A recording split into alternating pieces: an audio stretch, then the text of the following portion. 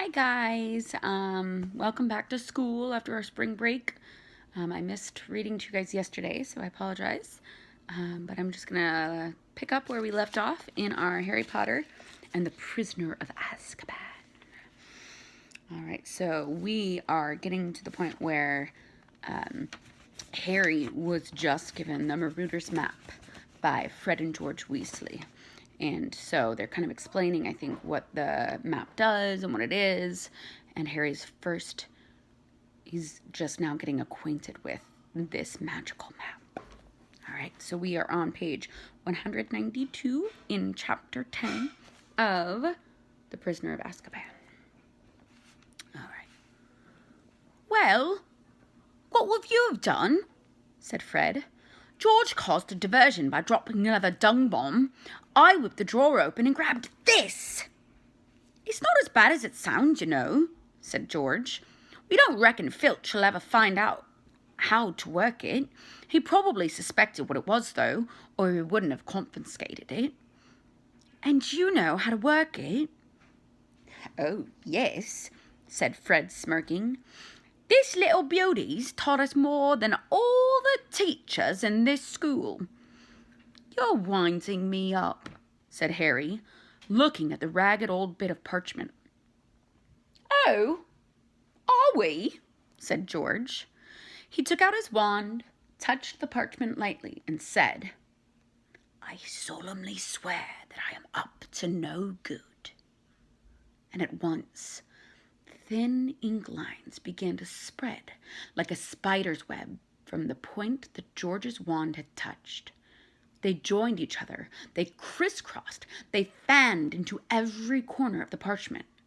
Then words began to blossom across the top, great curly green words that proclaimed, Messrs. Moony, Wormtail, Padfoot, and Prongs, purveyors of aids to magical mischief makers, are proud to present the Marauders map.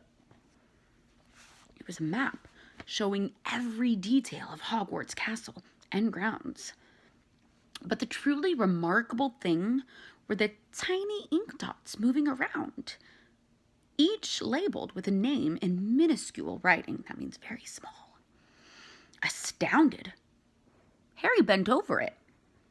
A labeled dot in the top left corner showed that Professor Dumbledore was pacing his study. The caretaker's cat, Mrs. Norris, was prowling on the second floor, and Peeves, the poltergeist, was currently bouncing around the trophy room. And as Harry's eyes traveled up and down the familiar corridors, he noticed something else. The map showed a set of passages he had never entered, and many of them seemed to lead right into Hogsmeade, said Fred, tracing one of them with his finger. There are 7 in all. Now, Filch knows about these 4, and he pointed them out. But we're sure we're the only one who know about these. Don't bother with the one behind the mirror on the 4th floor. We used it last winter, but it's caved in, completely blocked. And we don't reckon anyone's used this one because the Whomping Willow's planted right over the entrance. But this one here, this one leads right into the cellar of Honeydukes. We've used it loads of times. And as you might have noticed, the entrance is right outside this room, through that one-eyed old crone's hump. Moony, Wormtail, Padfoot, and Prongs, sighed George, parting the heading of the map. We owe them so much. Noblemen, working tirelessly to help grow a new generation of lawbreakers, said Fred solemnly. Right, said George briskly. Don't forget to wipe it after you've used it. Or anyone can read it, said Fred. Just tap it again and say, Bung, mischief managed, and it'll go blank. So, young Harry, said Fred in an uncanny impersonation of Percy, mind you behave yourself. See you in Honeydukes, said George, winking. They left the room, both smirking in a satisfied sort of way. Harry stood there, gazing at the miraculous map. He watched the tiny ink Mrs. Norris turn left and paused to sniff at something on the floor. If Filch really didn't know, he wouldn't have to pass the Dementors at all. But even as he stood there, flooded with excitement, something Harry had once heard Mr. Weasley say came floating out of his memory. Never trust anything that can think for itself, if you can't see where it keeps its brain. This map was one of those dangerous magical objects that Mr. Weasley had been warning against. Aids for magical mischief. But then, Harry reasoned, he only wanted to use it to get to Hogsmeade.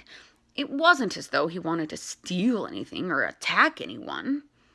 And Fred and George had been using it for years without anything horrible happening. Harry traced the secret passage to Honeydukes with his finger. Then, quite suddenly, as though following orders, he rolled up the map, stuffed it inside his robes, and hurried to the door out of the classroom. He opened it a couple of inches. There was no one outside. Very carefully, he edged out of the room and behind the statue of the one-eyed witch. What did he have to do? He pulled out the map again and saw, to his astonishment, that a new ink figure had appeared upon it, labeled Harry Potter. This figure was standing exactly where the real Harry was standing, about halfway down the third-floor corridor. Harry watched carefully. His little ink self appeared to be tapping with the witch with his minute wand. His little ink self appeared to be tapping the witch with his minute wand. Harry quickly took out his real wand and tapped the statue. Oh, not minute, minute. Minute wand. That means tiny. Harry quickly took out his real wand and tapped the statue. Nothing happened. He looked back at the map. The tiniest speech bubble had appeared next to his figure. The word inside it said, Descendium. Descendium, Harry whispered, tapping with the stone witch again. At once, the statue's hump opened wide enough to admit a fairly thin person. Harry glanced quickly up and down the corridor, then tucked the map away again, hoisted himself into the hole head first, and pushed himself forward. He slid a considerable way down what felt like a stone slide, then landed on cold, damp earth. He stood up, looking around. It was pitch dark.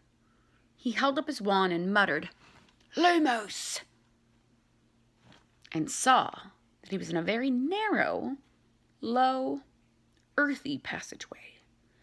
He raised the map, tapped it with the tip of his wand, and muttered, Mischief managed. The map went blank at once. He folded it carefully, tucked it inside his robes, then, heart beating fast, both excited and apprehensive, he set off. The passage twisted and turned, more like the burrow of a giant rabbit than anything else. Harry hurried along it, stumbling low and then on the uneven floor, holding his wand out in front of him. It took ages, but Harry had the thought of Honeydukes to sustain him. After what felt like an hour, the passage began to rise. Panting, Harry sped up. His face was hot, his feet very cold. 10 minutes later, he came to the foot of some worn stone steps, which rose out of sight above him. Careful not to make any noise, Harry began to climb. 100 steps, 200 steps. He lost count as he climbed, watching his feet. Then, without warning, he hit his head on something hard. It seemed to be a trap door. Harry stood there, massaging the top of his head, listening. He couldn't hear any sounds above him. Very slowly, he pushed the trapdoor open and peered over the edge. He was in a cellar, which was full of wooden crates and boxes. Harry climbed out of the trapdoor and replaced it. It blended so perfectly with the dusty floor that it was impossible to tell it was there. Harry crept slowly toward the wooden staircase that led upstairs. Now he could definitely hear voices, not to mention the tinkle of a bell and the opening and shutting of a door. Wondering what he ought to do, he suddenly heard a door open, much closer at hand. Somebody was about to come downstairs. "And get another box of jelly slugs, dear. They're nearly cleaned us out," a woman's voice said. A pair of feet was coming down the staircase. Harry leapt behind an enormous crate and waited for the footsteps to pass. He heard the man shifting boxes again on the opposite wall. He might not get another chance. Quickly and silently, Harry dodged out from his hiding place and climbed the stairs. Looking back, he saw an enormous backside and shiny bald head buried in a box. Harry reached the door at the top of the stairs, slipped through it, and found himself behind the counter of honeydukes. He ducked, crept sideways, and then straightened up. All right, we'll read more tomorrow. Have a good evening, kiddos. Miss you.